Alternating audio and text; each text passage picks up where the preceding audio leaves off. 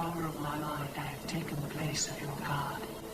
Whatever I think happens. All creatures obey my commands without even knowing it. I don't. I'm the only one you can't command. So I'm the only one you fear. I'm the only one who stands in your way. Red, let's see you stop me.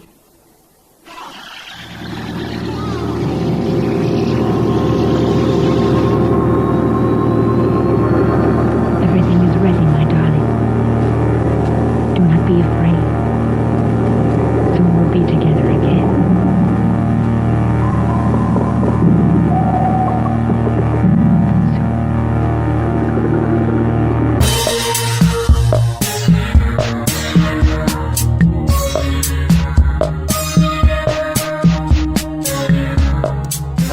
Welcome to Hello, This is the Dune Show.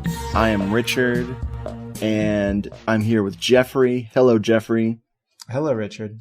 Folks, we are here to talk about the Sisters of Mercy 1989 Tour VHS. This was an exclusive VHS that you could only get if you saw them on tour that year. No, wait. Which, of course, you did. Every stop, right? Yep. I was just a youngin'. Thought so. I traded my body to get into those damn concerts. It was worth it. Actually, we're talking about the other Sisters of Mercy music video from 1989 called Demon 6, De Profundis. Profundo. Profundis. Definitely Profundo. Rosso. Profundu? Profundu. Do you Profundu? This is also known as the Black Cat, and it's an abomination. Correct. Of film. And maybe other forms of art as well. Right. Let's not speak of art tonight.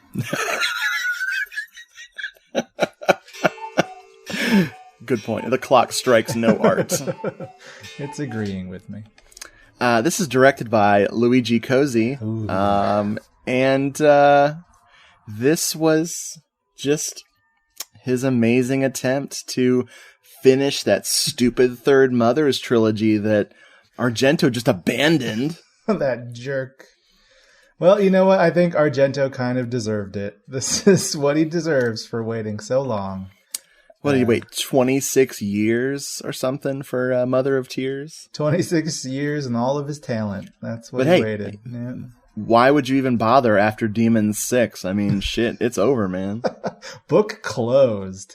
Let's just get into this, because I am more excited about this movie than I should be. Maybe? How excited should you be? I have 3 erections right now. Oh my god. How many of them are demonic? One is the Suspiria boner. The other is the Inferno boner. Anyway. Which one is crying? The boner of tears. Oh my god. Oh. That's what we should call this.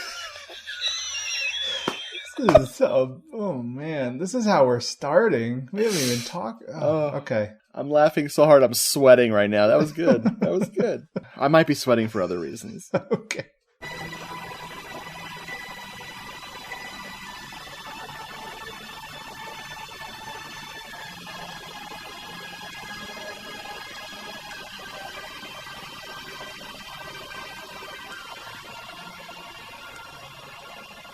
This film opens with the planets, solar system, a fetus, constellations, and some heavenly music. I think this is a big clue to us that the film's scope is cosmic in nature, which is also kind of a warning for us to not pay too close attention to the details. If we do, it might become like our brains will just turn into slime. Here lies madness. Yes. Next we see a car and a woman driving it. There's some heavy metal music playing, and she has a gun, and she's kind of like stroking it. Listen, let's be honest with them. It's heavy hair metal. It's not real heavy metal. Oh, well, yeah. We're in the 80s, man. We're 89. Yeah, Iron Maiden is a million miles away from this movie. Yes. The woman from a Robert Palmer music video is driving the car. This car pulls up into an alley, and Anne, who is in a miniskirt. The miniskirt is played by Florence Guerin. I don't know who plays Anne, because it's not an actress. It's just like a mannequin, right? Yep, she's definitely a frumpy mannequin. Oh, I'll pick on her less later. okay. After we're done recording. There's a black cat, and We do get the title card. Edgar Allan Poe's The Black Cat. Oh my God, how could I forget? That's the alternate title of this movie. Right. It's going to be really important later. It's important to note at this point that this movie has absolutely nothing to do with Edgar Allan Poe's The Black Cat. Anne is walking down the alley. She calls. She says, George, I know you're the murderer. And a faceless killer, a la Blood and Black Lace, comes up and slashes the woman who was driving and slashes her throat. Mm-hmm. Oh shit, this is a giallo, everybody. Oh, darn. Anne goes upstairs and the killer attacks. And just when she's about to get killed by his, curvy blade, cut. This was all just a movie, everybody. And what a shitty movie, too. The killer, attacks her with his bendy knife, his ceremonial dagger, and tells her, "I'll kill you." But it's spoken with all the menace of an octogenarian threatening the paperboy. It's like, "I'll kill you if you keep throwing my newspaper into the bushes." What's all this rigmarole out here? I love it. Not very threatening. The director we meet looks a lot like Michele Soavi. Because it is. It is him, yeah. The poor bastard. How does he always find so many bit roles in these crappier movies? That's how he pays the bills, y'all. That's how he makes Cemetery Man with all those checks he got from... No. And the funny thing is that Michele Soavi in real life is the more talented director, if we're looking between him and Luigi Cozzi. But the next couple of minutes is going to be dedicated to just making fun of this character, the director character that he's playing. Yep. Yeah. Maybe he's a psychic vampire and he just sucked all the talent out of the Italian film industry. Oh. That's why he's in all those movies. An interesting theory. Oh, thank you. Well, yeah, so that's what we discovered, that they're actually making a film adaptation of The Black Cat, but they're not really. It has what we just saw on screen has nothing to do with The Black Cat. I guess it has as much to do with The Black Cat as Lucio Fulci's The Black Cat, so, There is a black cat in both movies. True. Anne is told that her husband, Mark, is waiting for her, so she gets to leave. She just gets to leave. Bye. Walks off the set. And then Carolyn Monroe is in this movie. Oh, why not? So Carolyn Monroe steps in Anne's place. Is she her stand-in? Well, you don't have a stand-in in movies. I mean, what is going on? Is she just also I think that in the same scene? I think she is just sort of an also-ran, she's a supporting actress in all of these films that Anne is in. So I think that, they're just moving on and filming scenes with her for the day. Anne gets to go home. There's a quick shot of a cat silhouette that is it's just fucking awesome. Look everybody, a black cat silhouette. And the movie just pauses for us to look at this and then we move on. It's great. I think later on we see what produces the black cat silhouette, and it's just a metal cutting of a black cat. Oh my God. That's great. So Mark and Anne, Mark being played by Urbano Barberini, he and her are walking to the car and they're talking. She's complaining about the director, how he's throwing ketchup on her face. Yeah, he said that they had to stop a couple times because he wasn't satisfied with the amount of ketchup on her face. And it's a low budget film when they skip the Caro syrup and go straight to the stolen ketchup packet. She also has a great line where she's complaining again about Michele Soavi and she says, all he wants is blood, and more blood, and every now and then a gut. Singular yes. gut. And what kind of lousy Italian, won't spring for 2 guts at the least? Oh, a bucket of pig intestines. Come on, it's Italy. You have them on every street corner. There wasn't enough ketchup on my face. Can you believe that, jerk? Biggest spot of trouble with your director. That man is no director, he's a butcher. All he wants is blood, and more blood. And now and then a gut. He happens to be one of the top grossing directors in the business. Gross is right. Speaking of pig intestines, they have this husband and wife duo, and it's we should note that Mark is also a film director. Oh yes, a famous film director apparently in Italy. And they are walking to the car, and they have some really adorable husband-wife badinage between them. That ends with him calling her a feminist, and her accusing him of being a pig. And it's kind of ironic considering that pretty soon she'll be the one who's rolling around in shit and mud for the rest of the film. So I think she should not call the kettle black. Before they leave this scene, there's 2 crew members. The woman who got her throat slashed, the Robert Palmer chick, right, and another guy who's on the crew, and they're talking about Mark. Did you see who got in that car down there? That's Mark Lavana. I did a film with him last year. He's a fantastic director. You say that about every director dumb enough to cast you. It's just amazing. Let's move on. It's so good I can't remember it. Well, we find out that Mark is in the process of prepping a new project, and that he is colloquially known as the king of the spaghetti thrillers. Oh, baby. And that he needs to, we learn that he needs to concoct the right spaghetti incident for his spaghetti thriller to excite his producers. And I think he'll probably succeed in this, because what spaghetti incident ever flopped? Nothing. No, I can't think of one. Even the string cheese incident was famous. I think that was a musical reference, I think. I was making a Guns N' Roses joke, yes. Oh, shit. That was their really shitty album that flopped. God, I'm making like a dumber reference. We're meeting in the middle of nowhere. We're just shoving our heads in pasta. Oh, baby. I've been doing that for years.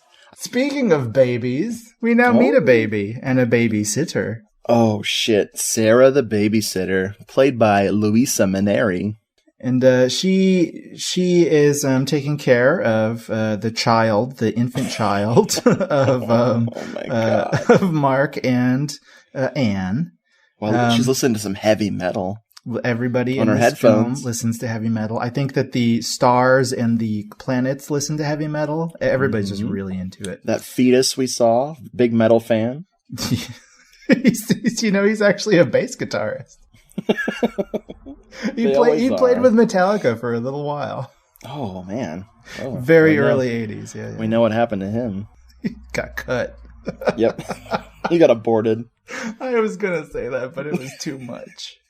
I think I make too many abortion jokes on this podcast. So too much is never not enough. Oh. She relieves the babysitter and does. And Sarah, not really knowing propriety, asks if her cousin William can come over at some point to have a face-to-face with her husband Mark. He's a big fan. He's a huge fan. He's seen all of his films over 10 times, we learn. So this will come back up later. Oh my God, yes. It'll change the whole movie. Oh, totally. We cut to Carolyn Monroe, who her character's name is Nora. Uh-huh. She's in her underwear. She's putting on a man's shirt. Yes. How would you describe her hairstyle in this film? Oh, like I would say it's like buff 80s cartoon muscle man, like Lion-O or He-Man, but also a little bit John Bon Jovi. Yeah, like Jersey, 1987. It's huge. It's gigantic. Oh my God. I know all about Jersey in 1987 because I lived in Florida. Okay. That makes sense. For many years. We're still getting them down here. To the tune of some heavy metal, which seems to be happening quite a bit. Nora's going downstairs where her husband is working on the script. Her husband, Dan, I think his name is Dan. His name is Dan, yeah. I don't know who plays him, though. Oh, no. Did he not get credited for his fine work? Oh, no, he does. Yeah, there well, he is. He's uncredited, I guess, in the movie, but he's Maurizio Fardo. Fardo. Oh. Did you notice in his office he has a giant inflatable Godzilla? Oh, yes. I did not notice that until just now. He boxes with that to stay in shape. She wants the lead in this movie that he and Mark are working on. But Dan just knows that Anne's going to get it because she's married to Mark. Mm-hmm. I think what we're having set up for us here, especially with the whole Three Mothers connection, is that, I think that Mark is kind of a stand-in for Dario Argento. Anne is kind of a stand-in for, Argento's wife and frequent acting collaborator, Dario Nicolodi. Oh my God! Which is interesting because the actress, or the voice actress who dubs Anne is actually the same one who often dubs Dario Nicolodi in Argento's films. And so then I think in this situation, Carolyn Monroe's character is representing Carolyn Monroe. The actress who could never really get a break in Italian film. Oh my God. There's no one better than Carolyn Monroe in this movie. I love Carolyn Monroe in every film she's in. She is so unique. Just her face and the things it does. Oh, what is it? Don't Open Till Christmas? She does his whole dance routine in that. Oh, yeah, she's singing her song and everything. And she's amazing in so many other of Luigi Cozzi's films, too. Oh, shit. But we'll talk about that later. All right. Yes. So she is pissed that she's not going to get this role. So she suggests that she go and have sex with Mark.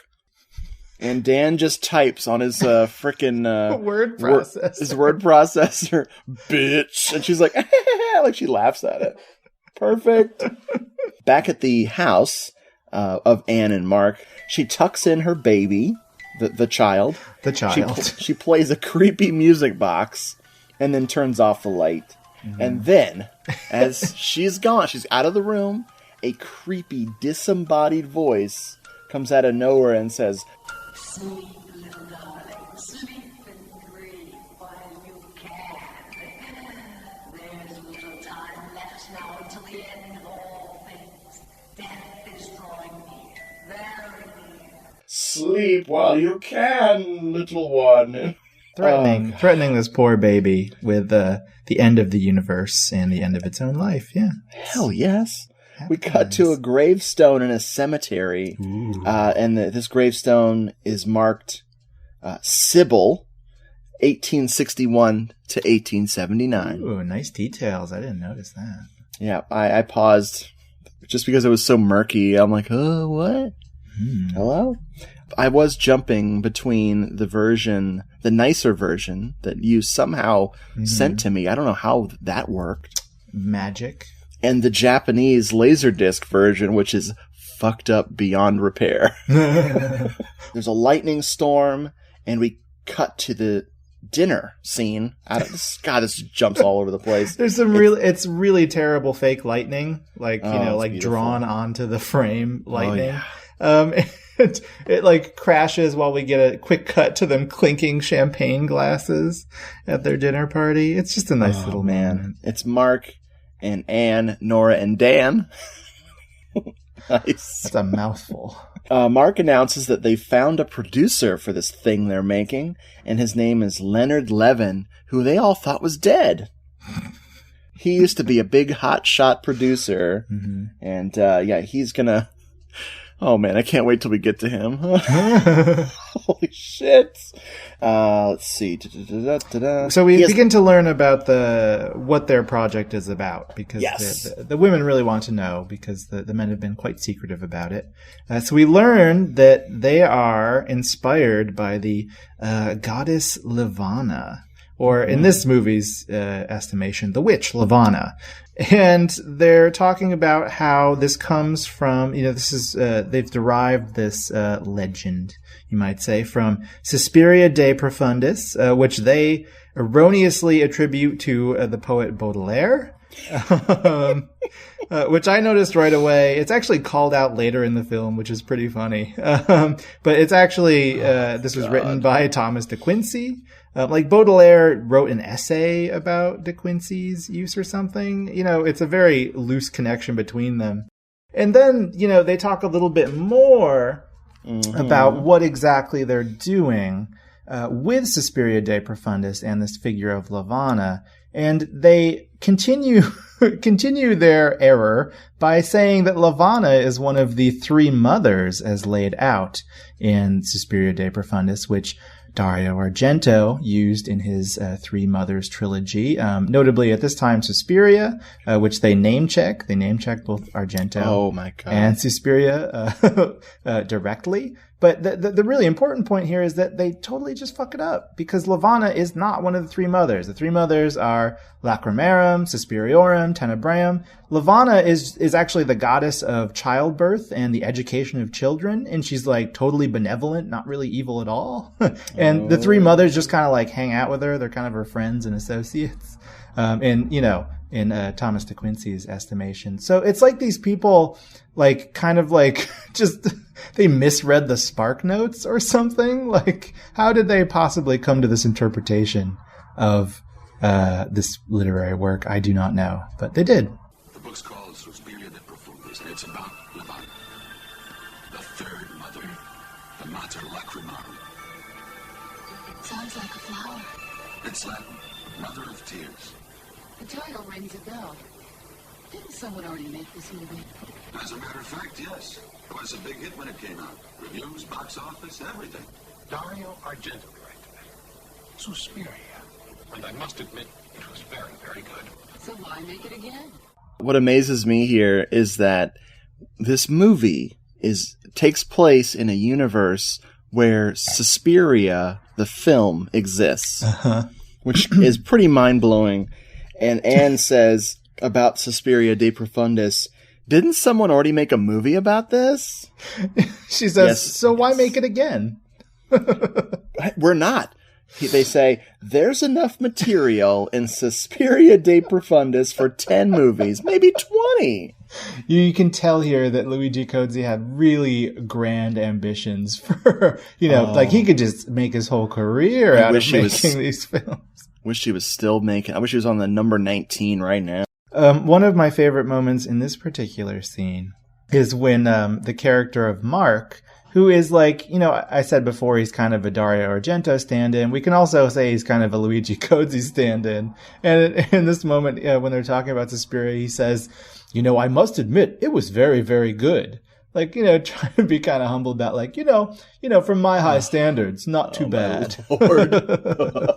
They thank their success to Lavana because, you know, this movie is going to be so successful because of the golden touch of the professor of the producer, that they actually toast to Lavana, and Carolyn Monroe makes the cutest face. Like, oh my God, why isn't she starring in this? I'm telling you, that face. Fuck. All right. That wild-eyed stare. She's so perfect. Okay. So when they're toasting and such to Lavana, big mistake, because we get some intercuts of Lavana herself rising from her tomb. Mm-hmm. It's pretty badass. She's all disgusting looking, writhing around. I love it. It's they're talking about her, and then we get to see her. That's cinema. And they finish out this scene by commenting that I'm pretty sure I heard this right. I listened to it a couple times to make sure. And they say that the film they're going to make, Lavana, is the, quote, hairiest, scariest horror movie of them all. And I think they're clearly referring to Carolyn Monroe's hair when they say hairiest. I'm not sure, but... you heard that right. I can confirm that for you. Thank you. Soon to be the hairiest, scariest horror film in the whole history of cinema. Who's going to play Lavana? And we cut to Mark and Anne in bed, and Mark confirms that, yes, she's going to play Lavana, and she's, you know, kind of nervous. My fans won't like it. And he's like, they'll like it. You know, like, if they like you, you fucking asshole, they'll like your fucking stupid movie you're in. Okay, he didn't say that. That's me kind of losing it right now. Yes. That's all you. Oh, yeah. And they've been referencing George Burns and Gracie.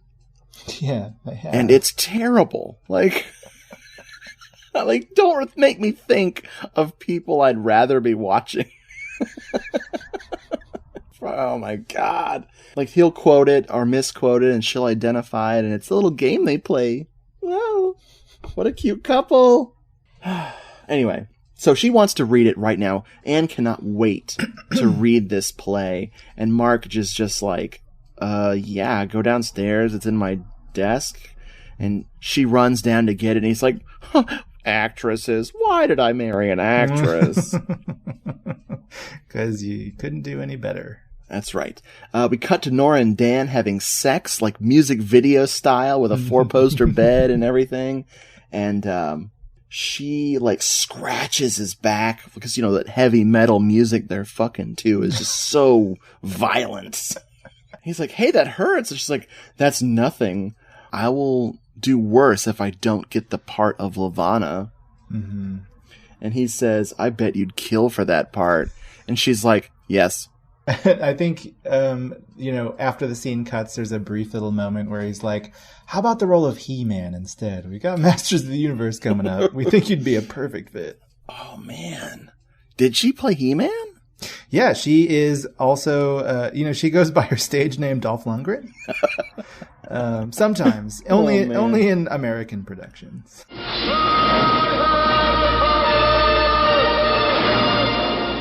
Michael Bay, I know you're listening. How about some He-Man? Come on. Oh, God. He did Transformers.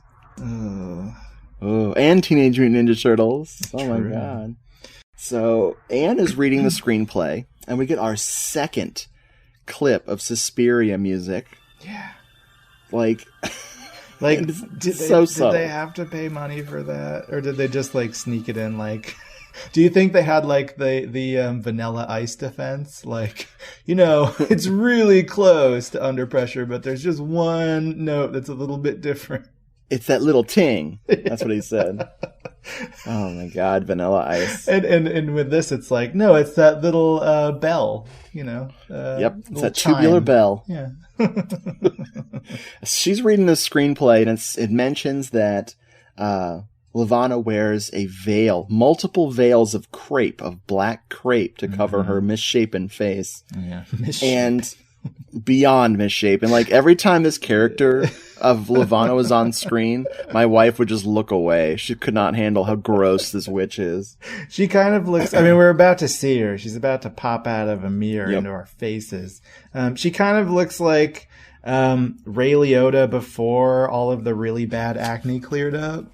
Oh, I know that one was mean. Oh, poor baby. So this reference to the crepe makes Anne remember that she has some black crepe in her purse. So she gets some black crepe, stands in front of the mirror, and just like Jeffrey says, she starts imagining herself as the witch. And before we can go any further, the movie has to explode.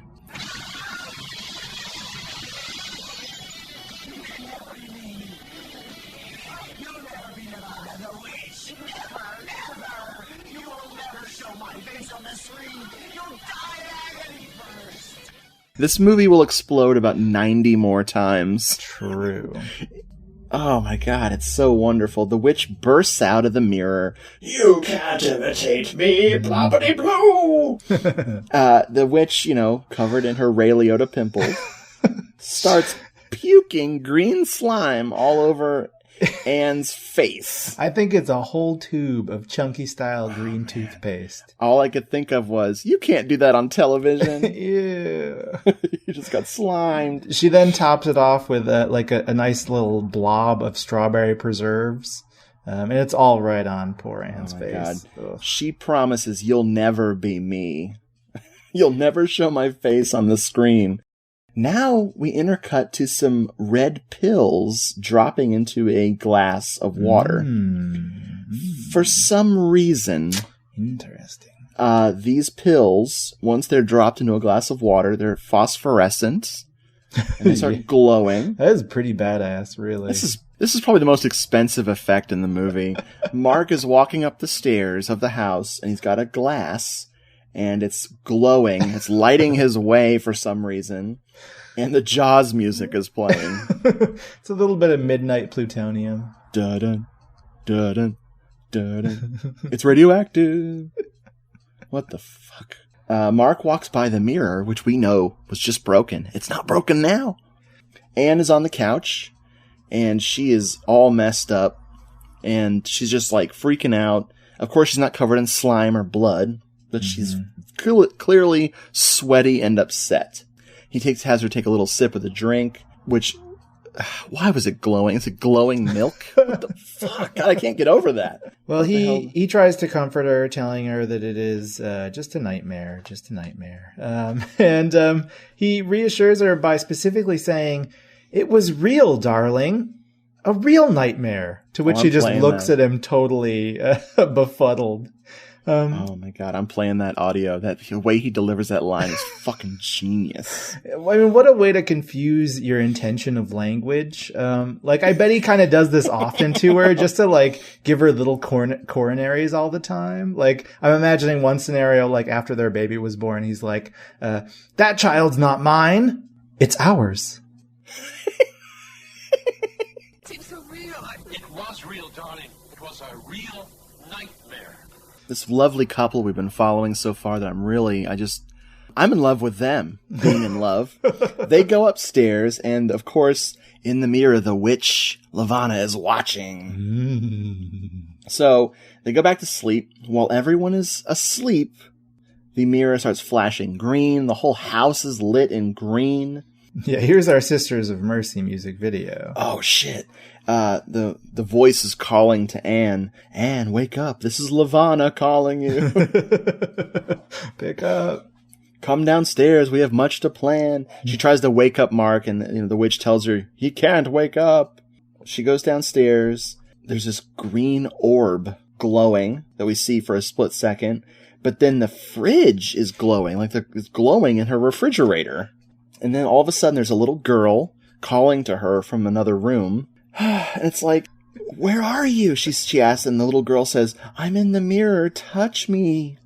Anne touches the mirror, and Lavana laughs, and her eyes are glowing. We see a shot of the Milky Way for a second. Mm-hmm. And then all of a sudden, arms just burst out of the wall. Oh, yeah. And grab Anne. For a split second, we see a shot of that fetus again. I fully admit I have no idea what the floating fetus is doing. It's perfect. In this movie. Did you notice the arms were covered in marshmallow fluff? I didn't, but that makes She's getting sense. smeared with marshmallow fluff while they're grabbing at her. Anne wakes up from this horrible nightmare.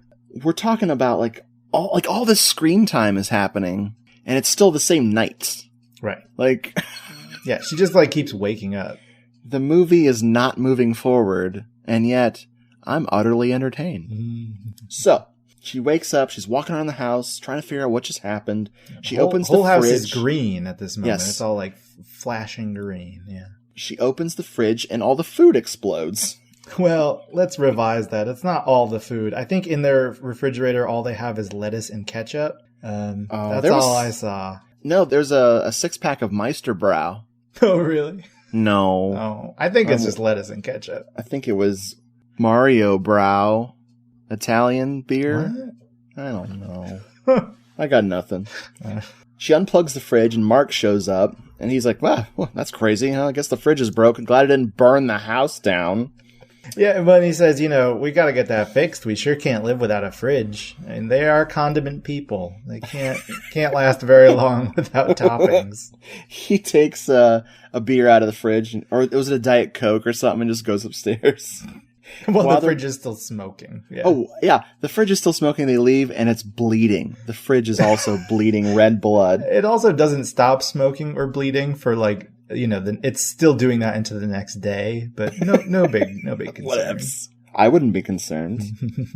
And for a split second, we're shown that little girl holding the orb again. The next day, Mark and Dan are in the car together, and he's telling Dan about the nightmare. And he's like, this movie is so scary that's going to drive Anne crazy. And Dan's like, awesome, like, cool, that'll sell really well. Anne is a victim here, but she's not a victim of gaslighting. She's a victim of smoke refrigeration. They're worried that Anne is too much into that Stanislavski and all that crap. She's a method actor, sure. Oh, that's what it is. Gotta go crazy. To be crazy. To play crazy. We actually asked the question, this is asked on screen, how is Lavana connected to the black cat? And black cats are witches in disguise. Mm-hmm.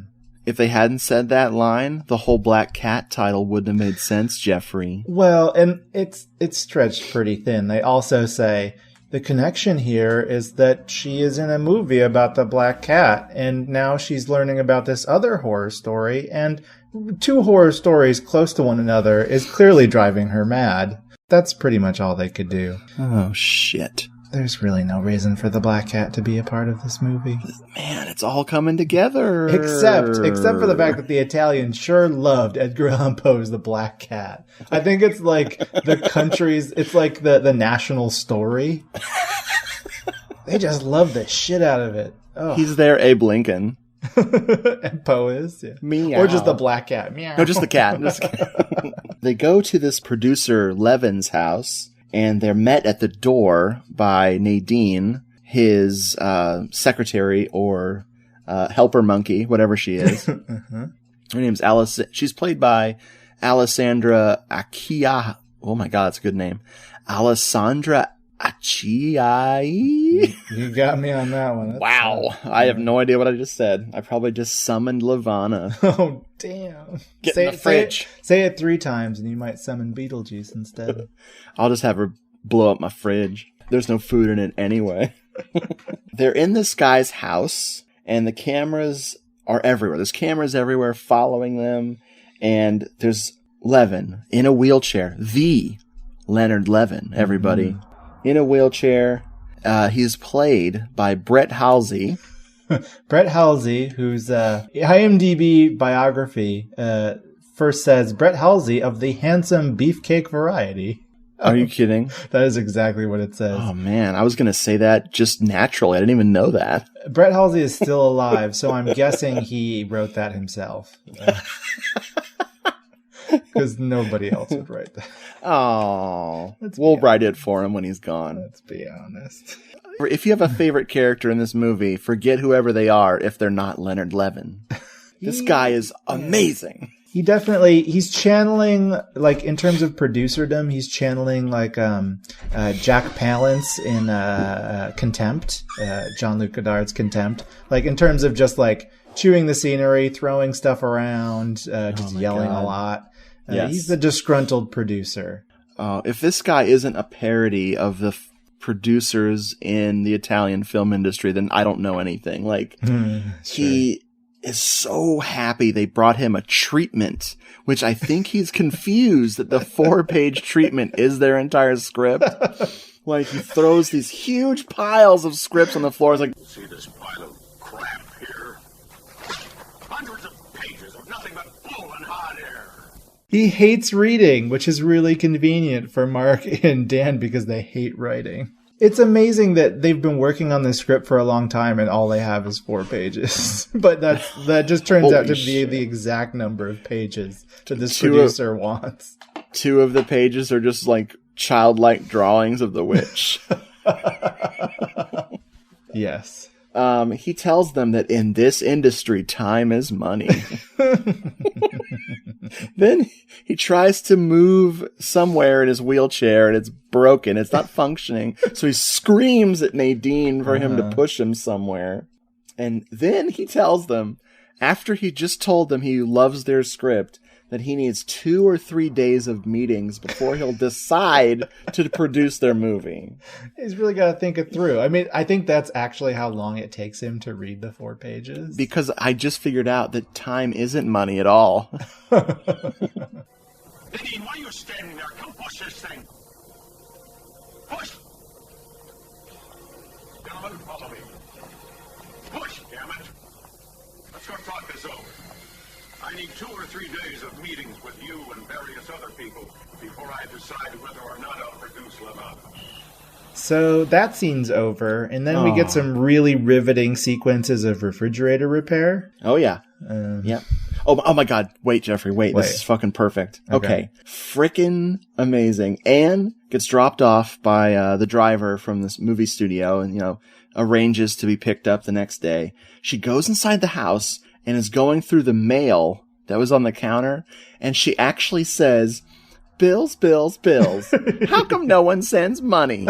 And I almost died. Like, it was the fucking, like, who in their right mind writes that into the screenplay? It's like a freaking 12-year-old is like, "Oh, adults have problems." Beep, beep, boop. Oh my God. Bills, bills, bills. How come no one ever sends money? This is a pretty good line. Whew. The fridge repair guy tells her that, some acid leaked in your fridge. Yeah, made it blow up. Whatever. Coolant compound. She signs this receipt, but she doesn't read it first. Dun, dun, dun. Oh, God, no. She goes upstairs, and there's a little boy, sitting in the room with her baby. Mm-hmm. It's William. Yep. William is a member of the Hitler Youth. He's very chilling. Yeah. He's literally chilling with a baby, but he's also just got a chilling demeanor. Well, you heard him humming Tomorrow Belongs to Me, didn't you? No. No. He wasn't. But that would have been great if he was. I would have believed it. Yeah, he's Sarah's cousin, Sarah the babysitter, and he's just there because he's wanting to meet Mark. But Mark's not there, so he tells her that... Does he say that she looks just like she does in the movies? I didn't note it, so I don't... All I know is if that's what he said, it's the least believable line in the movie. Because if that's what she looks like in a movie, who's going to watch it? I like that outfit. She's got on a... God. I guess you'd describe it as a cow print blazer. Oh no, it's like little strawberries or flowers or something. But at a distance, it looks like cow print. It's definitely cow print, and no matter what it is. She's also wearing some high-waisted mom jeans. Oh God, it's awesome! And a very deep V-neck blouse. So, baby, it's a pretty good combo. Pretty sexy.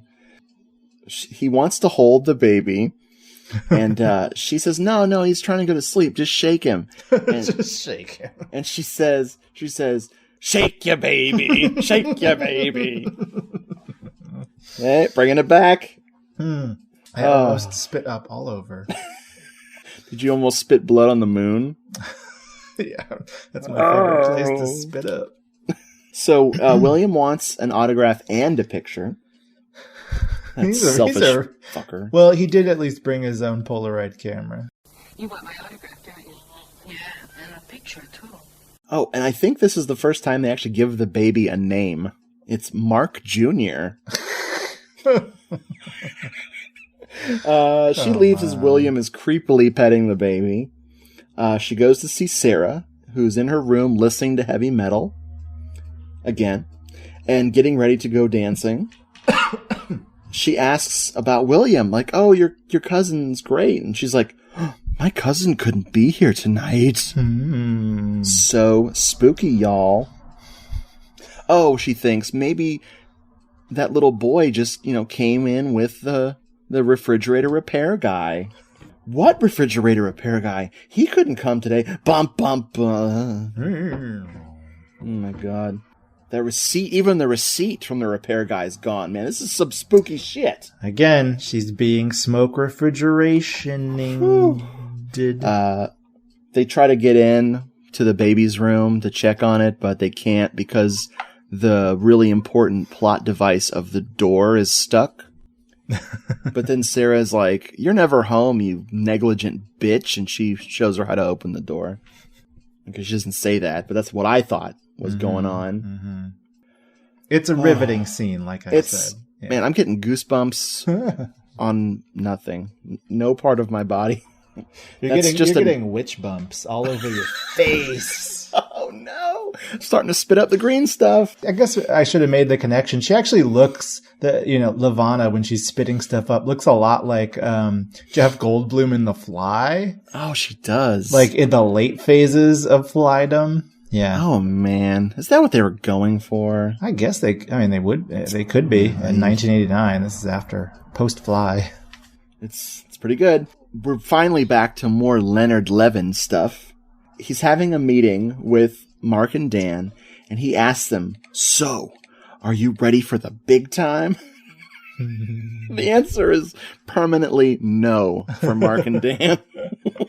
Anyone who's ever worked in a Leonard Levin production knows that I demand a total commitment. Do you understand what a total commitment is?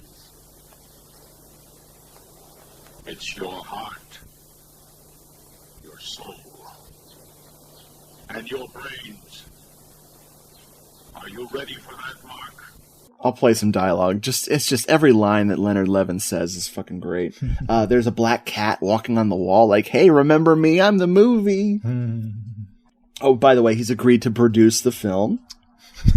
He's had each letter of the 4 pages read to him very slowly. And he's now agreeing that it's probably a movie. Probably. He says he's gonna generate so much excitement for this movie that people are gonna go crazy.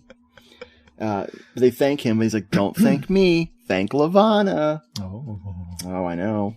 For some fucking reason, we get a quick recap of the tomb shot from earlier, and we get a recap of the puking moment. Mm-hmm. And then we cut to a creepy building, and there's a name on the plaque by the door that says Esther Semirani. Occult studies. Now we're bringing the experts in and shit. Yeah, Mark and Dan are approaching Esther because they want some special consultants. So they've enlisted the help of Esther and her fat, grumpy cat to be their sort of occult religious experts because they, quote, don't want to offend any religions. Oh, my God. Which, I think that's too late for that. I think that they should definitely expect an angry letter from the Church of the Stabby Lunar Witches. Because they're going to be pissed no matter what. That's awesome. This witch, Esther, played by Karina Huff, is very helpful in pointing out their stupidity in not being able to read the spark notes of Thomas de Quincey. She points out that it's not, in fact, Baudelaire, but de Quincey who wrote Suspiria de Profundis, to which Dan goes, "Huh, I didn't know that." She says, "You want to make a film about Lavana and you don't know the source?" But then she herself doesn't really know the source because she then claims that De Quincey's book, very short book, was a translation of an earlier text, which is not true. It's actually just the product of Thomas de Quincey's opium visions. And then she brings out like this illuminated manuscript hinting that, Suspiria de Profundis is super old text. But I'm pretty sure that this film is like a product of Luigi Cozzi's own opium visions. So it all makes sense when you think of it in that light. Oh, Cozzi is obviously a reincarnation of Thomas de Quincey. I mean, come on. I think we could say that Luigi Cozzi has cozied up to an opium pipe once or twice. Nice. Oh, good. I like that. I've been waiting to use cozy up in some context for. Oh man, how long have we been recording? About 50 minutes. Yeah, about that long. Cozy's up. Esther gets the book out and she kind of fondles it a little bit. Oh yeah. She gets very excited, but she will not lend them the book. Under no circumstances will she help them, and she will not lend them the book. It's her spank material for later on. Oh, hey, chicks do it too, man. Yeah. She urges them to change the name of the book. I'm just excited about that book. To change the name of the movie. Mark is a total dickhead and storms out. And we see the cemetery again for a quick, brief second. And Esther opens her book and starts reading this really like just perfectly accurate illuminated manuscript. Like I've never seen one reproduced with crayon quite this nicely before. I work in special collections, so I know, man, this shit's crazy. It's like they just ripped it right out of the book. Crayola de Profundis. I could cozy up to that. Oh, wait. No, you already did that. Oh. You know what? I give you permission. Oh, thank you. We should both cozy up to Carolyn Monroe. Ooh. But you can go first. Oh, thank you. That's a weird moment. I'm sorry. It was okay. My bad. She says that, and this explains the whole movie, the witch will be reincarnated as a male child, and there must be a newborn baby sacrifice before she can carry out her complete revenge. Hey, sure. Esther picks up the phone and calls someone. We never find out who that was. Ever. And it just takes me out of the movie. Yeah, right. Her name is Lavana. She's a kind What? of... Lavana. That's the witch's name. Where did you get that name? I found it in a Baudelaire anthology. What do you mean a Baudelaire anthology? You want to make a film about Lavana and you don't know what the source is? Anne, meanwhile, is getting a call from Nora. Nora, who's in her lingerie posing like she's on the set of a photo shoot, but there's no photo crew around her. She's giving Anne the news that Levin is going to produce the film. They're complaining about their husbands work too hard, which is not possible. And it leaves them frustrated. That part I believe. When Mark's getting ready to shoot, he disappears for days on end. Then when he finally shows up, he's too exhausted to say hello to me. Yes, I know. And I just climbed the walls. I gotta get going. Happy climbing, darling. Thanks a lot. Then, finally, that scene's over. It was a riveting one, once again. Esther calls Dan because she needs to speak with Mark. It's a matter of life and death, but I need to check something first. Oh, Esther hangs up. She's walking around a courtyard. That's like the worst. Like that happens so often in Gialli in particular, where it's like, I have really important information for you. Yep. Meet me in this location so we can speak privately. Oh, but, man. you know, and that like doesn't really ever work, but it kind of works within the context of like, we accept that this is, you know, secret information. Here it's just like, yeah, I've got life or death information, but I'm not, I gotta go check something. I gotta go check my sources first. It just doesn't work. It's so lame. Don't call Mark. I almost said Mork. Mork for Mark. Don't call Mark unless you check the source first. Gotta know your source. You do. It's true. What's like, I mean, we could just say she was like gonna check on some other poet that didn't write this stuff. Baudelaire. I didn't write this shit. That's my Baudelaire impression. It was pretty good. You just have to say it in French. Fromage. Yeah, pretty close. Thank you.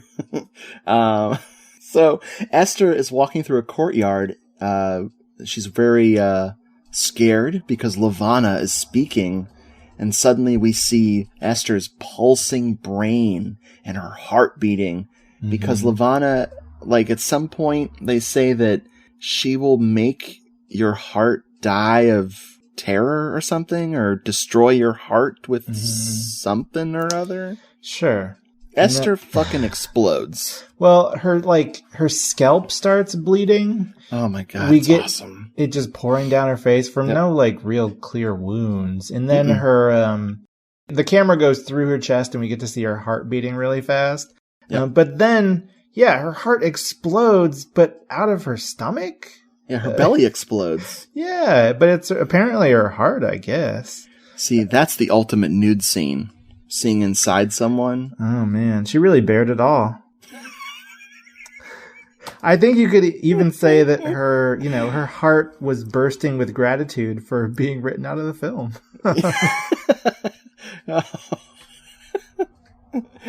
Oh, Luigi Cozy, you madcap crusader of excitement. That's his new name. We cut to Dan, chilling by the pool, which I got to stop for a second and say that swimming pools at night in horror movies are just my favorite. I don't know why. I love them.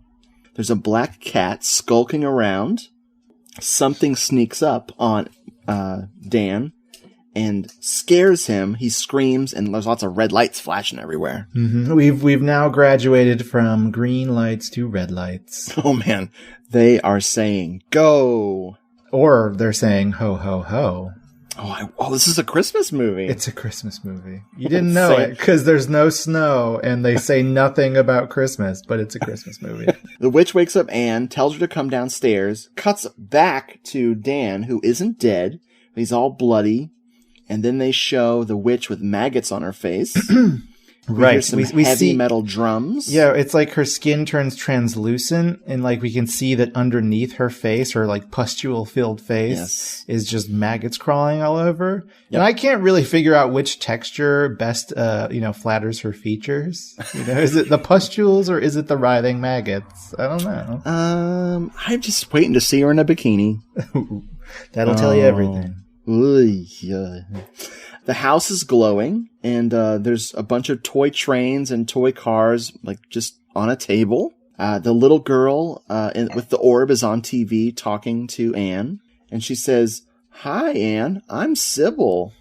And Anne says, "You're just a hallucination."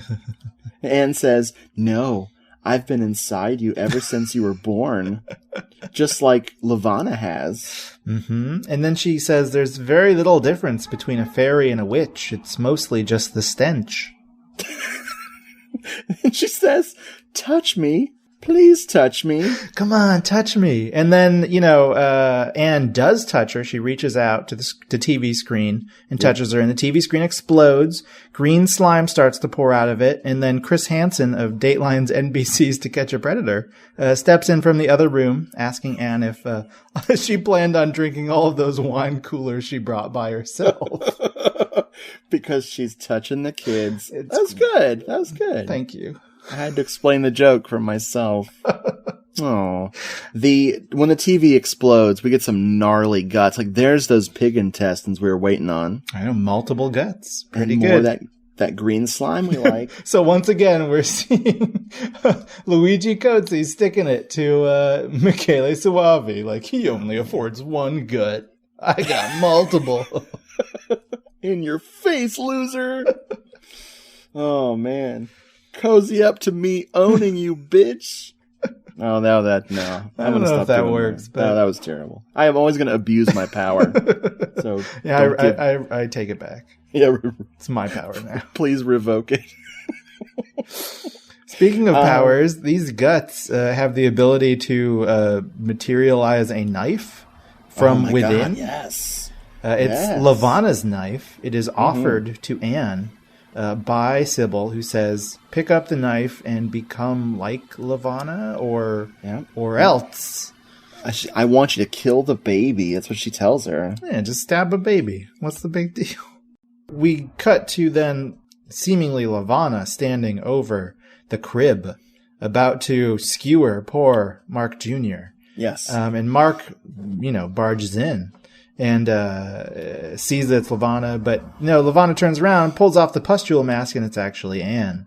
And they have a quick conversation about how, Anne no longer needs Mark because she's really committed to her role, and she says, I can direct myself now. Oh, man. Then just stabs him a whole bunch of times with the knife. And then he pulls the knife out of his own gut and then stabs her a whole bunch of times. Oh, man, he looks so pissed. And it's such a good ending for the film, but unfortunately, we've got about 30 minutes left to go. Hey, I don't change your act here or anything. Come on. Ease up. I'm your director. Yes, you're absolutely right.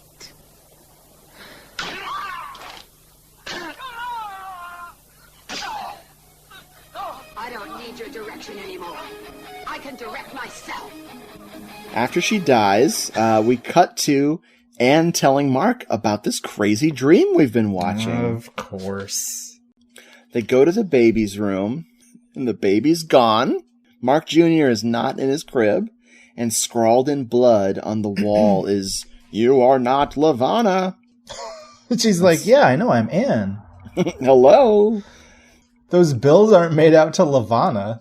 Oh yeah, I gotta remember that Dan is driving during all this. Dan is injured, but is driving himself. They actually showed him driving. Right. It's going to be very important. Super important.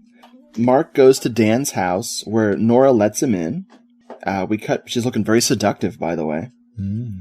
Cut back to Anne taking a pill, and she hears a car honking outside, so she runs downstairs thinking it's Mark. Dan drives the car into the living room. The living room wall explodes as Dan drives into the room. He stumbles out of the car and he says, "Sorry, the garage was full." All of your Rolls Royces and Mercedes blocking me. Oh, Cuckoo Clock says it's true. Oh, Cuckoo Clock of Doom. Dan tells Anne something about the baby and the sacrifice and blah-bitty-blue. He says it's not Lavana, and then he dies, and we see that he has a butcher knife stuck in his back. Yep. And so then Anne tries to piece it all together, because if it's not Lavana, who is it? And we see that her mental processes, it's rendered to us vocally. And it goes like this: not Lavana, Levin. And it's actually kind of a miracle that she managed to put that together so easily. I think that we could have spent like the next 10 minutes with her trying to track down a lava lamp or something. Ooh. So we got lucky. We see, this revelation is so huge that they show a shot of the Earth from space for a second. And I'm like... Again, cosmic. Don't focus on the details. Focus on the big picture. The very big picture. Back up. This is fucking Kubrick at work. Come on. Oh my God. Do you think the fetus is a space baby? I absolutely do. Oh my God. Now it all makes sense. Oh man. Talk to you later, Jeffrey. We're done with this episode. It might actually be that, though. That's what I'm thinking. Wow. Okay. It's not Lavana. Not Lavana. That's what he said.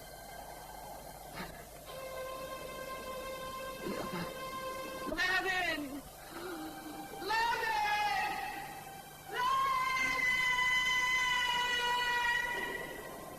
Mark is back at Dan and Nora's place, and he's telling Nora all about Anne and how she's losing her mind.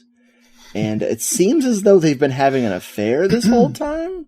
And he thinks it's not totally... Anne? Like, it might be like they're just about to start commencing on their affair. Oh, okay, there you go. Maybe. Like, yeah. It's vague as shit. So Nora is like, okay, that's all well and good, but what about the baby? Because apparently Mark Jr. is still missing. And he says, she... can't even say it. Just play the clip. I'm going to play the clip because I can't wrap my mind around it right now. The baby, I'm sure is fine. She probably hid it someplace. Yeah, she probably hid it somewhere. Maybe he's justified in this. Like, maybe she has a problem just hiding stuff around the house. Like, maybe that's where all the non-condiments from the fridge went. You know? She's got a history. It's like sort of a kleptomaniac. What is it when you hide stuff all the time instead of stealing it? Is that a disorder? It's a weird disorder. I pray it is, for Mark Jr.'s sake. Anne is driving, and she is heading to Levin's mansion. She's got the frickin' gun on the passenger seat. We see Mark and Nora in bed getting it on. And she gets to Levin's mansion, and there's cobwebs everywhere. It's all dirty. It's clear that he's certainly fired his house cleaners. Yep. Levin is all fucked up. He's in his wheelchair, but his chest is open. He looks dead. But on a positive note, his wheelchair works now. Good for him. We have this revelation that he's dead, and he can still speak. And there's a noisy spider. But I think he crawled over from the beyond. Oh my God. He tells her that they, quote unquote, they, I don't think we're totally clear on who they is, like the followers of Lavana, stole Anne's baby to protect the baby, Mark Jr., from her, Anne, because she is dangerous. Right.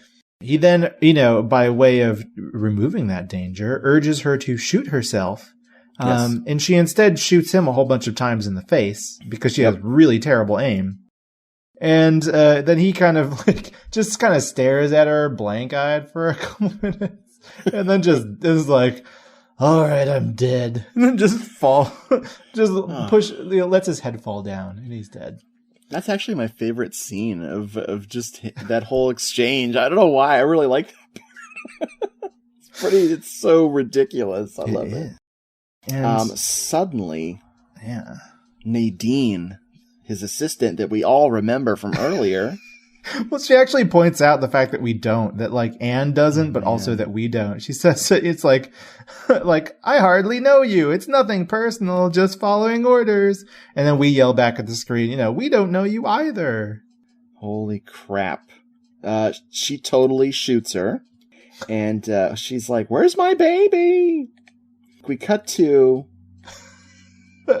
some crazy music right here, like some pop rock music as Mark is leaving and Nora is taking a bath. She is taking a bath to a song whose lyrics go, quote, "She's looking better than a dirty city," which might be the nicest thing you can say about Carolyn Monroe. I'm going to play the song. It's too amazing.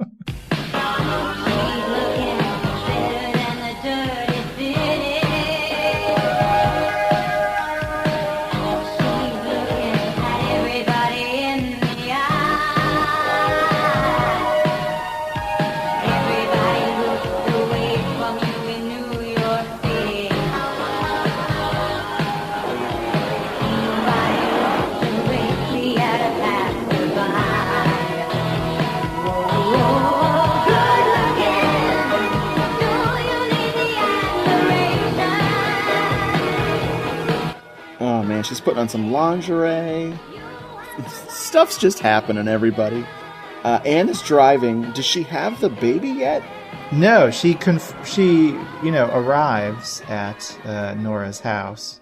Oh, okay. That's where the baby is. Gotcha. Because Nora, also a follower of Lavana. Oh, shit. Lavana made her do it. And we get another shot of that frickin' fetus. Nora tells Anne that she is far stronger than they ever imagined. So she says, "Here's your baby, go home. Take it, it's yours." In a scene that I like to call, "What do we need a car seat for?" Anne is driving, and this is the most incredible thing. She's looking all fondly at her son, who is just laying on this passenger seat. His head like just nestled in the seat. No attempt to restrain him in any way in the car while she's driving. Well, you did skip over the very end of the scene that she has, the conversation with Carolyn Monroe's character. Oh, please. Because Nora gives this long speech. It's kind of like a threat speech. And then at the very end of it, after Anne leaves with her baby, we just get this lingering shot of Nora as she looks very satisfied with her own performance there. And she makes a lot of like orgasming noises. It's like, it's kind of like, "Ibsen, eat your heart out. I did good." Oh my God. Nice. She's very, very happy with herself. Oh man. So yeah, after that amazing speech, we see Nora, she goes out, she gets dressed, she goes out driving, she picks up some guy who's smoking. I think he was the repair guy? It's the refrigerator repairman, yeah. Oh, man. Another follower of Lavana. Fuck yeah. Oh, it's all coming together. They go to see Lavana, and Lavana is pissed. She says, "You failed me." And the car blows up with the repairman in it. Lavana gives Nora a straight razor and tells her to kill herself. And of course, Nora obeys. Lavana is one of those employers who believe that her employees should, pull themselves up by their own bootstraps and then hang themselves with those same bootstraps. I think. Nice. I wish my boss would do that. Just once, but I never fail. So. Oh. So how many times have you hung yourself then? 6. Lavana announces that now, dear little Anne, our worlds will collide. And then a giant glowing-eyed Lavana head materializes over Anne and Mark's house and earthquakes the house. Just causes an earthquake to happen. A wolf howls, earthquake, lightning bolts, green lights. Oh my God. We do see that Dan's car is still replacing the wall downstairs because, drywall ain't cheap. Nope, no. And marshmallow fluff, that stuff's expensive. And that's what walls are made of. Yes. That's like, they don't use asbestos anymore. They use marshmallow fluff as insulation. Anne sees William, the little boy who, according to my notes, was Sarah's cousin. And she goes, William, did you have a good time tonight? You can stop with your telepathic images. I know it's Sarah. Okay. I don't know how she put that together. Sarah, the babysitter, has been Lavana the whole time. Time is a figment of your imagination, my friend. It's a revelation. It's like when you first shave off your body hair that first time. What? Oh my God. So Anne Sarah is now powerful. Anne is so insane. Says that she's rejecting all of Lavana's hallucinations. She's now onto the score. Yep. We learn a little bit more about Lavana. She says that she is the next step in human evolution. Yep. And Anne says that you're a mutant. And then the X-Men cartoon theme blares on the soundtrack. Oh my God. Wolverine and Colossus and Kitty Pryde run in. She's totally Jean Grey. Oh my God. Totes Grey. Totes Grey. And then the ending goes all Manitow. It does. We get lightning bolts shooting back and forth. Lasers. We got belly lasers. We get one of our characters exploding.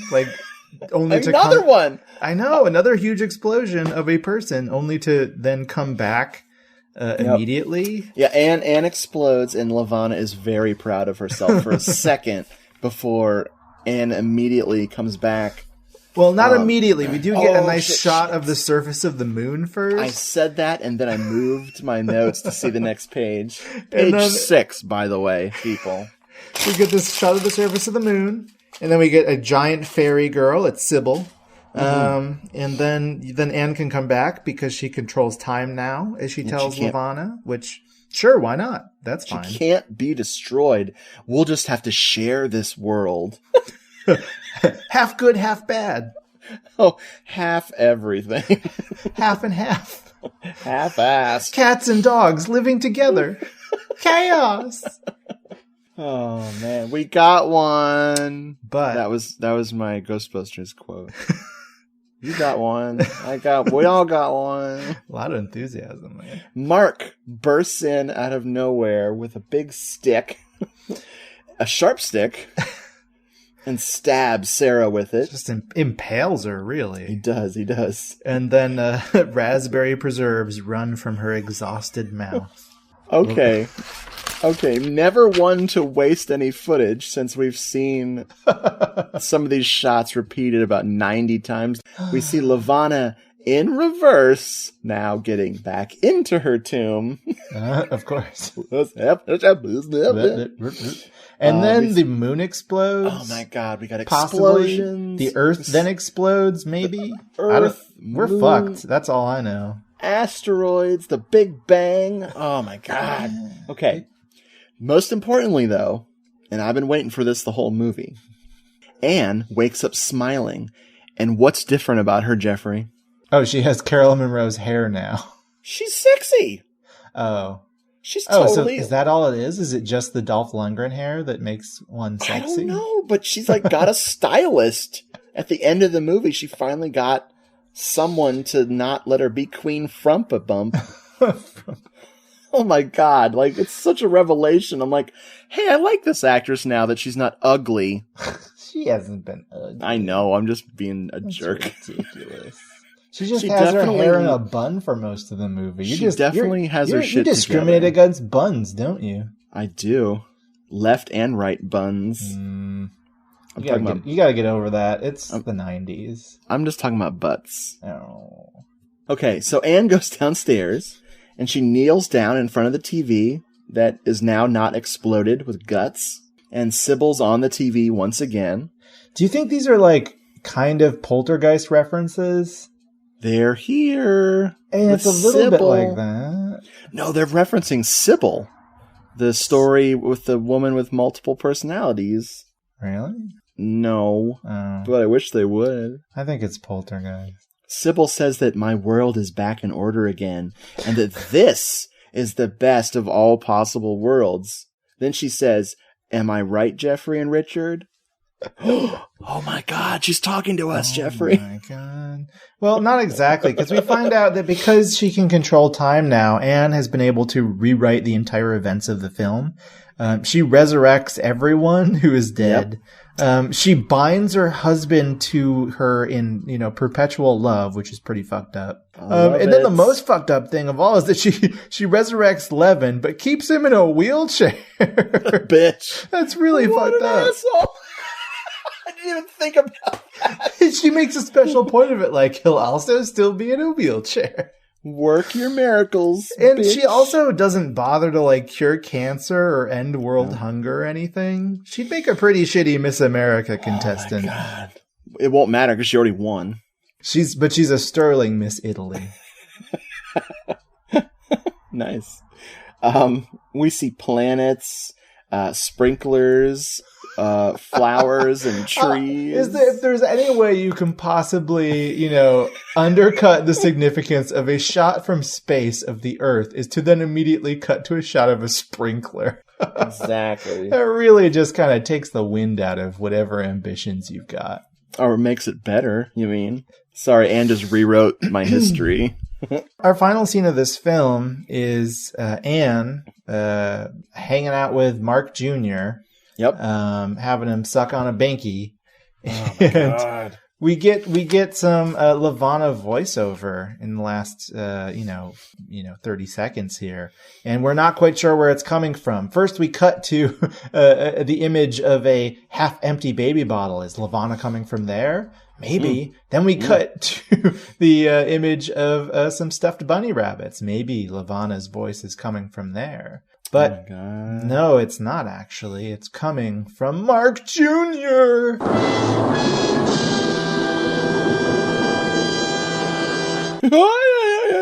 And we know this because his eyes turn a glowing red demon cat color. Yep. And then Thriller kicks in and Vincent Price cackles. So that's how we know.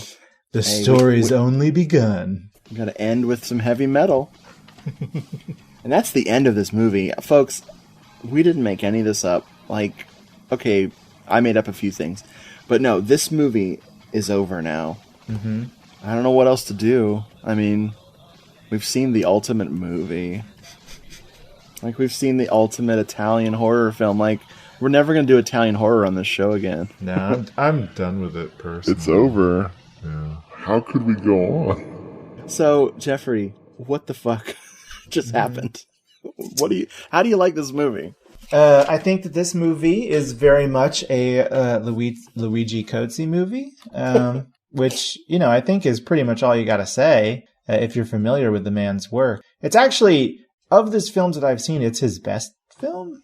I think it's the best. I've seen, I've seen Star Crash, which is really pretty good. Contamination, which is crappy.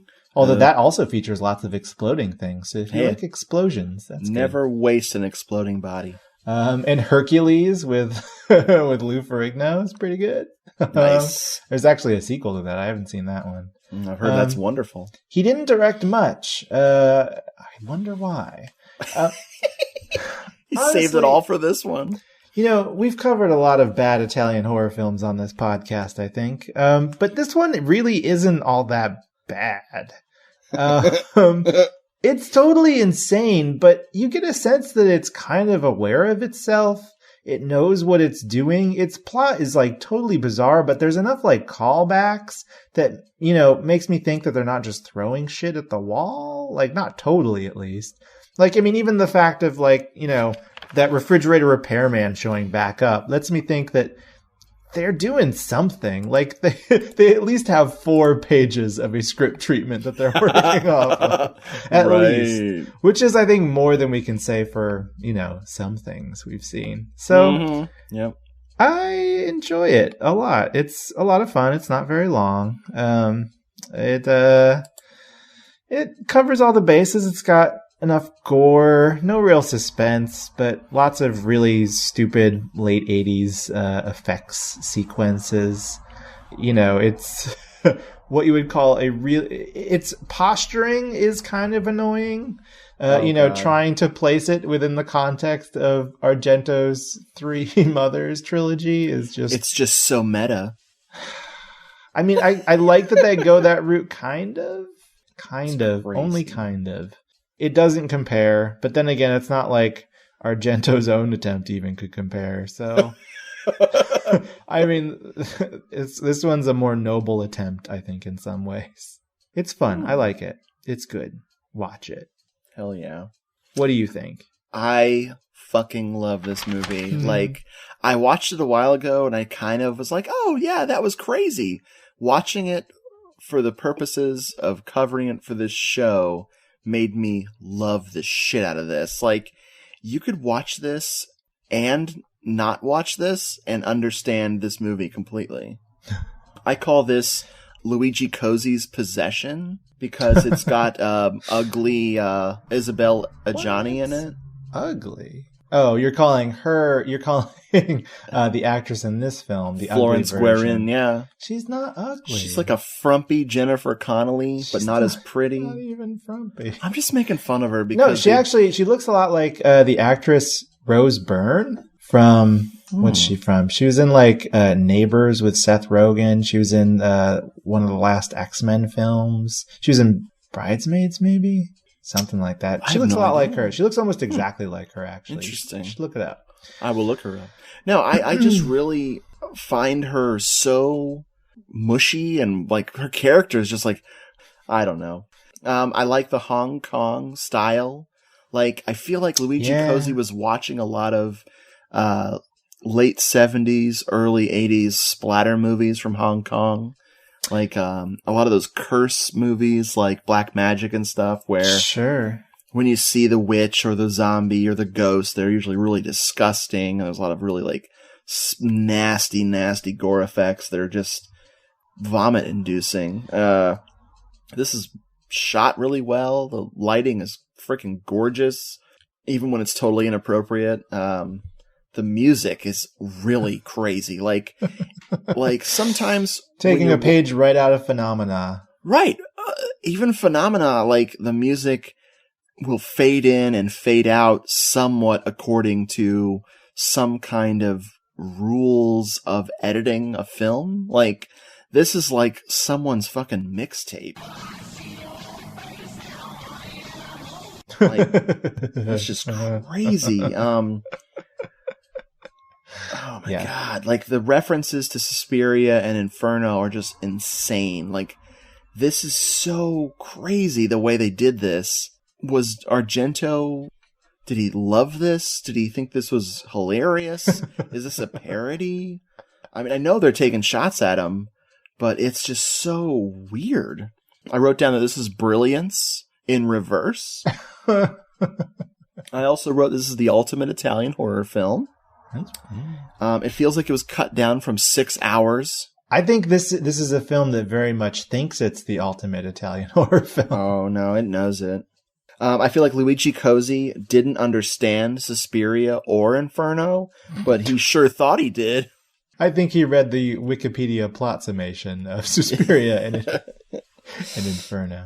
I find it funny that Italian filmmakers are really good at cannibal movies, because this is the film where the Italian horror industry ate itself. Yeah, you like that? I do.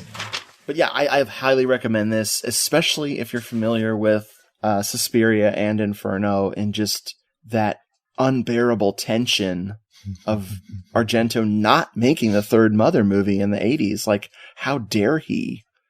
Move on to Tenebrae, the terrible movie.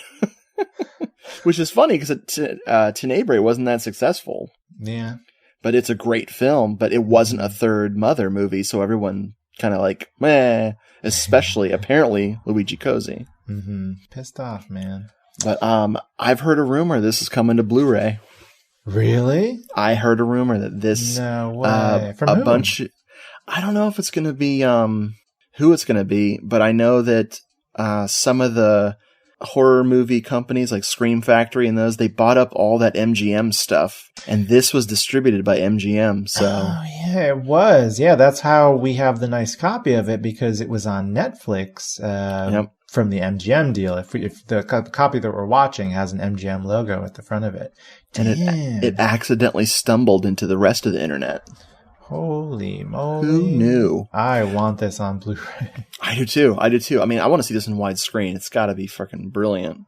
This is one of those, I feel like Italian horror film in the 80s was like really shitty up until like the very end of the decade. And then there were a whole bunch of like bonkers batshit movies that were really good. And this is one of them, alongside things like, Ghost House, Amok Train, which we've talked about, Stage Fright. Yeah. They just get really nice and kooky, and this is very fucking kooky. Mm-hmm. I have two things from literature that I want to talk about from the reviews of this movie. One is a review of this movie, and the other is an interview with Luigi Cosi. Oh, God. Sure. In the famous Spaghetti Nightmares book, mm-hmm. which I highly recommend, folks. If you can find it, pick this book up. You'll know less about Italian horror when you finish it. At the time that De Profundis, Demon 6, Black Cat, whatever the hell you want to call this thing, was coming out, Argento was working with George Romero on Two Evil Eyes. Two Evil Eyes has Argento making the Black Cat story, or a variation thereof. Mm-hmm. So this interview with Luigi Cosi is asking about that. How did Dario Argento react when your De Profundis became Black Cat? Obviously, he was annoyed, even though my film had nothing to do with Edgar Allan Poe's story. True.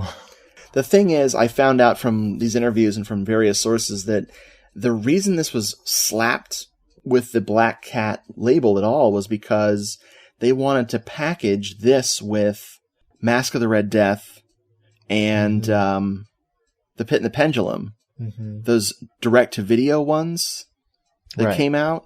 So they just told them, we'll give you more money if you can make this a Black Cat movie. So they just said, oh, of course we can. And that's why we have inserts of black cats just chilling on the set throughout the film. We didn't really mention that, but there are so many like little cutaways to just black cats chilling on couches and stuff. Yeah, it says we were halfway through the shooting when the American producer informed me that the title had been officially altered to Black Cat. Amazing. And here's my favorite part of this interview. What is your Black Cat movie about? Cosi says, it's a science fiction film full of references to Carrie, about a young woman endowed with incredible psychokinetic powers who gets accused of being a witch. Oh my God. Holy moly. And in order to defend herself, she fires rays, moves objects, and influences reality at a planetary level. One of those parts of that is true. Yeah, the moon explodes. Holy shit. So that's what Cosi had to say about it. Wow. All right. Now, the other thing I have, Alan Jones wrote a book called Profundo Argento. Right. God, when did this book come out? This is old as shit now. It was like the 90s, right? And then there was revised and updated recently. 2004 is the one I have. Mm-hmm. He has a little 2-page spread here about Edgar Allan Poe's The Black Cat. Mm-hmm. And there's a production still of him standing with an actress I don't recognize and Dario Nicolodi. Mm-hmm. And I'm like, what? Let's see. Let me see if I can find the paragraph here. Urbano Barberini and Florence Guerin, Carolyn Monroe, and Brett Halsey star in Cozy's, in quotes, most expensive, personal, and heartfelt movie. For everyone else, that's what he says. For everyone else, it's a wretched endurance test and the director's worst film ever. Oh, come on. Straws for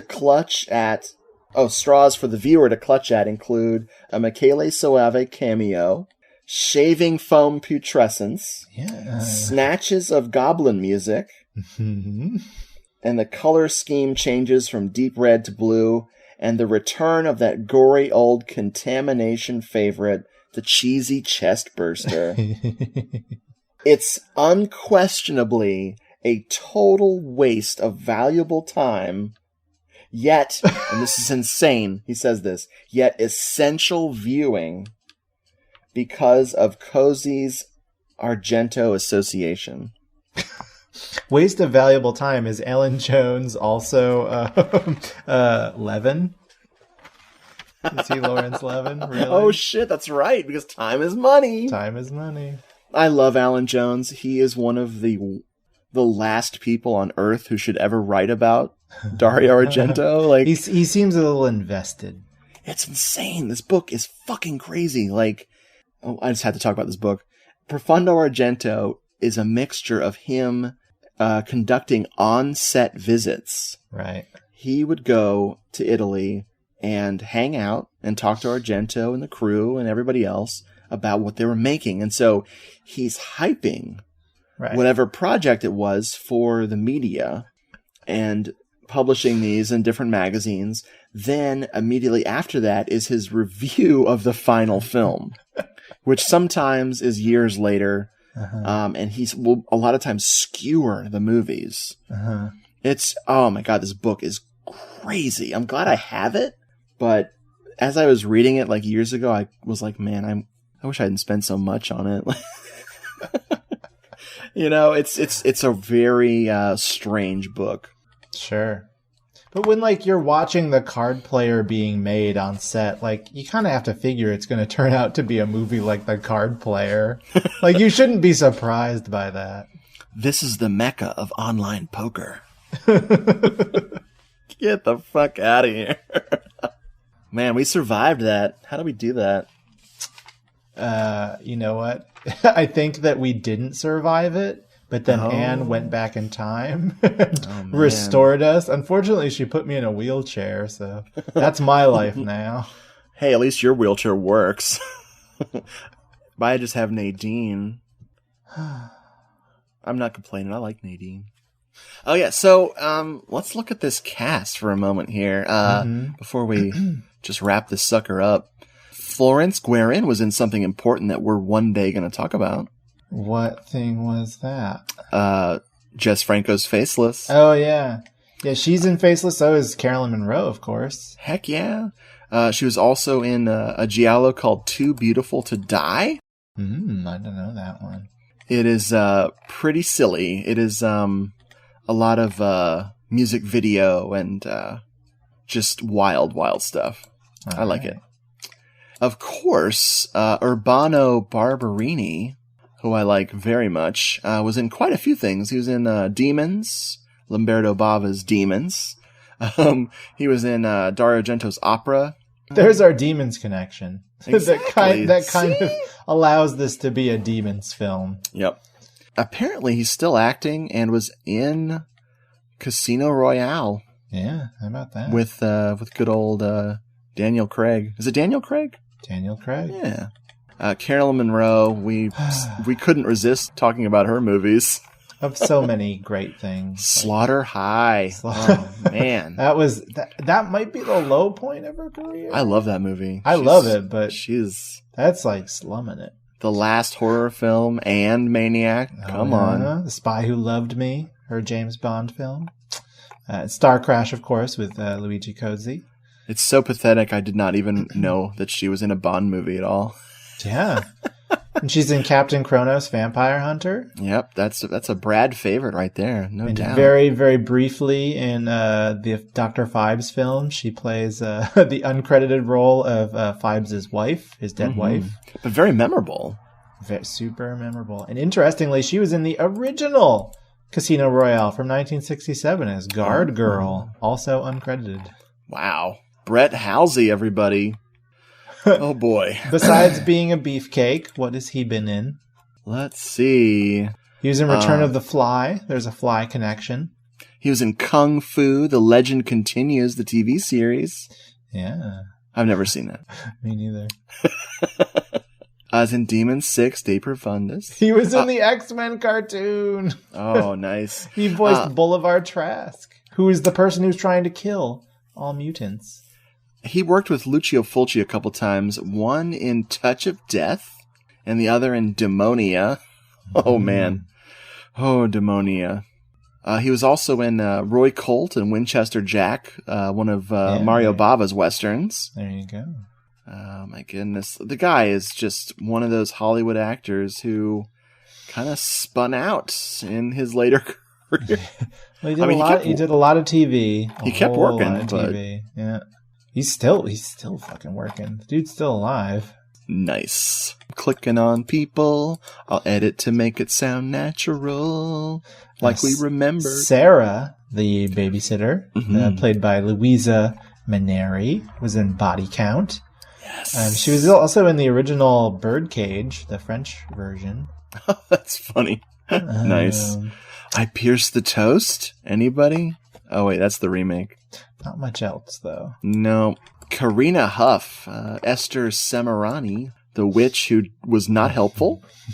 She's a late Fulci regular. Yes. I love her in House of Clocks and Voices from Beyond. Well, wow. Sybil, the little fairy girl, is played by Giada Cozy, who I'm imagining is the daughter of our director. And she stars exclusively in things directed by her dad. Absolutely, she is his daughter. She had the unfortunate pleasure of being in the Paganini horror, the Klaus Kinski vehicle. Klaus Kinski? Wasn't he in that? No, Dario Nicolodi's in it. Oh, no, he was in Paganini. Yeah. He had his own. He directed that. That was his own thing. Yeah. See, I'm getting all mixed up. Oh well. Dan Maurizio Fardo. Fardo. He was in Demon 6, De Profundis. Lucky bastard. I don't recognize anything. Oh, Raiders of Atlantis. He's in that. Oh my god. Damn. Escape from the Bronx. Yeah. He played bald reporter. Well, you know what? I like that he's still bald all those years later. No, keeping it real, man. Yeah. Of course, we talked about Michele Soave. Yeah, he's not really in anything. Just total nothing. What a loser. The music, the possibly copyright infringing music, is by Vince Tempera. Or Vincenzo Tempera. That's his real name. He worked with Fulci on Seven Notes in Black. Oh, nice. He did... Oh, my God! He worked on White Pop Jesus. You sent me that. I did send you that because it's amazing and you should see it. I will see it. Oh, boy. It's in my oddities folder. I love him for that. Who shot this thing? Let's see. Pasquale Raccini. He did shoot House of the Laughing Windows. Very nice. There you go. There's a definite sign of ability. A sign of decline in his career. No, we said it's well shot. It is. It's very well shot. Looks good. The only other person I noted in the cast list here is our good old friend, dialogue coach Sheila Goldberg. Sheila Goldberg, of Stage Fright, Zombie 5, Killing Birds, Body Count, Ghost House, Amok Train, all the greats. Nice. All the dialogue greats. All of our favorite dialogue. She wasn't doing her job quite as well here. I mean, this isn't as funny as those movies, but still pretty good. Still pretty good. Nice. God, what a nightmare. I must really be overtired. Because in my dream, Lavana broke it. It was so real, Mark. She broke the mirror and dragged me to the ground. I screamed. I guess I fainted. It seemed so real. It was real, darling. It was a real nightmare. Well, I think that covers the movie, dude. All right, so question time for you, my friend. Oh, I'm ready. Bring it. All right. You now have to rank in order the official Three Mothers trilogy of Suspiria, Inferno, and Demon 6 De Profundis. Put them in order. I'm going to go with Demon 6 is number 1. Yeah. And I don't care about those other 2 shitty movies. Just like our characters don't care about those shitty movies. They've been done. Can you rank them? Yeah, no, you took the order right out of my mouth. Oh man, see, we're totally 100%. Yes. I know what these people who, if they're still with us after this movie, I know what they're going to hear us talking about next. And what is that? A giallo called 5 Women for the Killer. Oh man, I'm excited about this one because I have not seen this movie. I know it's sleazy, and that's all I remember. Oh. I remember liking it. Okay. It'll be like we're watching it for the first time together. All over again. Yay. Yeah. Well, folks, thanks for listening. I hope that if the supreme being known as Anne is kind to you, she did not put you in a wheelchair. You can't see it right now, but I have glowing red cat eyes, and I'm smirking and chomping on my popcorn. Hey, and Thriller's gonna play us out, right? Yeah, that's right. Well, hey, Lavana, she will be back, just not on this podcast. But I feel confident that the moon will return. Oh shit! I hope it didn't explode. It's coming back. The moon is coming back. Or the moon walk, because it's Thriller. Ow! Thriller time. You're fighting for your life because Lavana tonight. Insert Vincent Price cackle here. Ha ha ha. That's not what he sounds like. It's not accurate at all. If you would like to contact Hello, this is The Doomed Show. Please email us at doomedmoviethong@gmail.com or check us out at facebook.com/HelloDoomedShow. We are also on Twitter. Sorry about that. @DoomedMovieThong. #HelloDoomedShow. For the old ass episodes that you missed, find our archived episodes at doomedmoviethong.com. Don't forget to eat fruit and veggies. Uncommon Interest, a podcast that takes you off the beaten path and kicks your ass. Your host, Craig Chaos, plays you music and discusses films and comic books. So stop on by and listen at uncommonInterest.libsyn.com and get cool uncommon music and awesome stuff at uncommoninterest.bandcamp.com. Don't come running to me when you wake up in the city morgue with a tag on your toe having been beaten to an unrecognizable... Uncommon Interest.